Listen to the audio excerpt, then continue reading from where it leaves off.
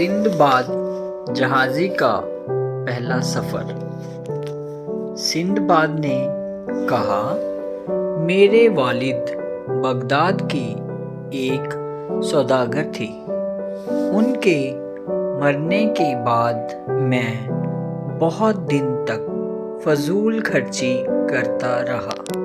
جب سمجھ آئی تو دیکھا کہ سارا روپیہ پیسہ خرچ ہو چکا ہے۔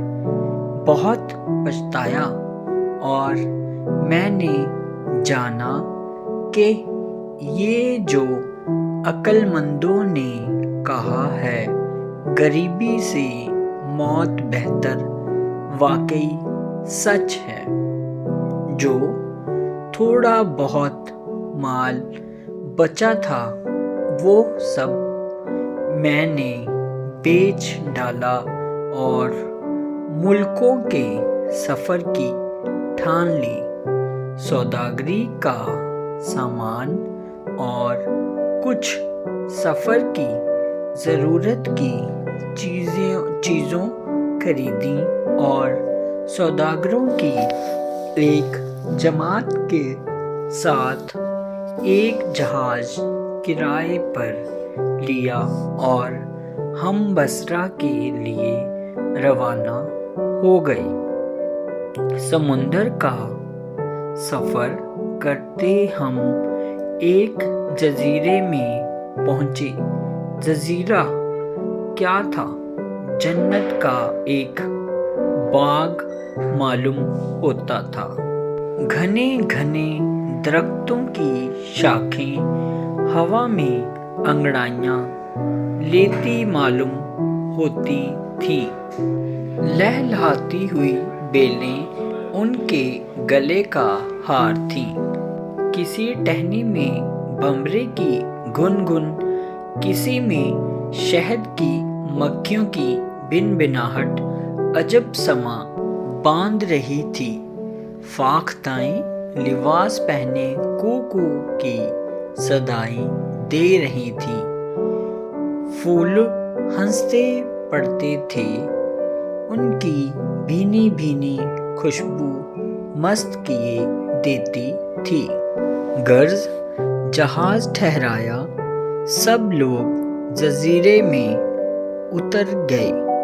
جزیرے میں پہنچ کر انہوں نے چولہے بنائے، ان میں آگ جلائی اور مختلف کاموں میں لگ گئے۔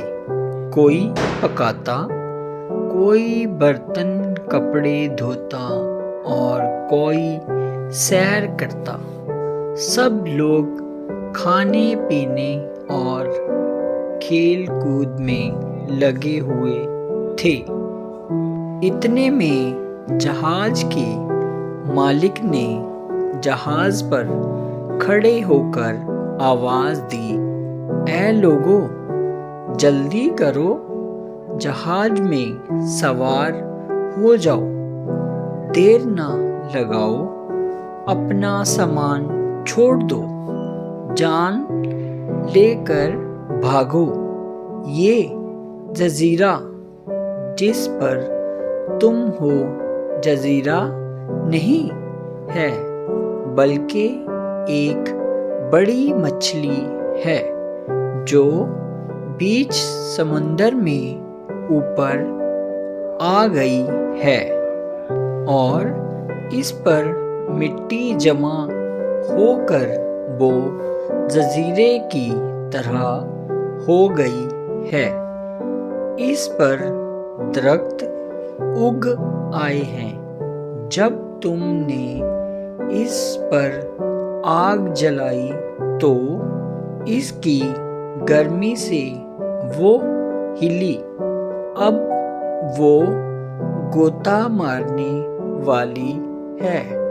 اس نے سمندر میں غوطہ مارا تو تم ڈوب جاؤ گے، اس لیے اپنی جان بچاؤ ورنہ مر جاؤ گے۔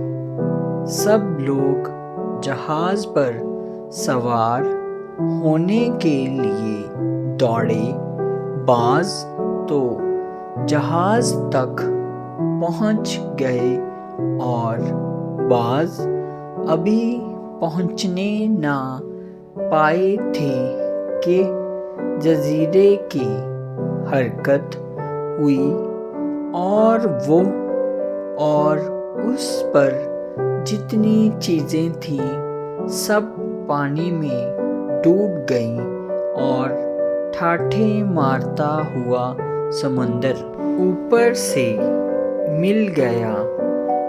میں بھی ان لوگوں میں تھا جو جہاز پر نہ چڑھ سکے۔ میرے ہاتھ لکڑی کا ایک بڑا تختہ آ گیا۔ میں اسے پکڑ کر اس پر سوار ہو گیا۔ اس طرح میں ڈوبنے سے بچ گیا۔ جہاز والا جہاز لے کر چل دیا۔ میں